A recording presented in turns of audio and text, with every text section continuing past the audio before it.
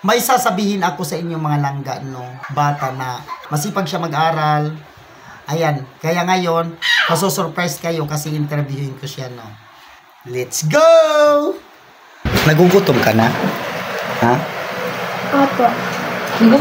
Nagugutom na daw siya. Kaya pala kumuha siya ng kanin. Anong ulam mo? Isda. No, tita ko sa inyong mga langga yung ano pinakain. Yan, oh.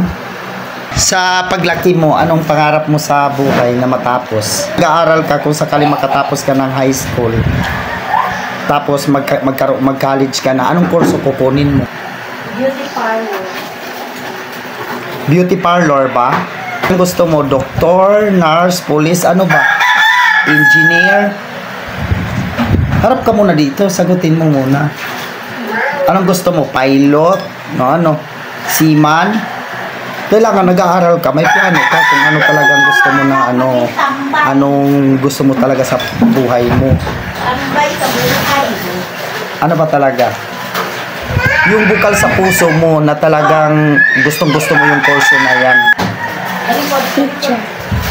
Teacher. Gusto mo maging teacher. Sure ka talaga na bukal mo sa kalooban mo maging isang guro? Opo. Para? Turuan ko po yun. Maturuan mga bata. Ano pang purpose mo doon? Para mabigyan ko sila ng magandang Lakasan mo boses mo. Mabigyan mo sila ng magandang asal. ayan.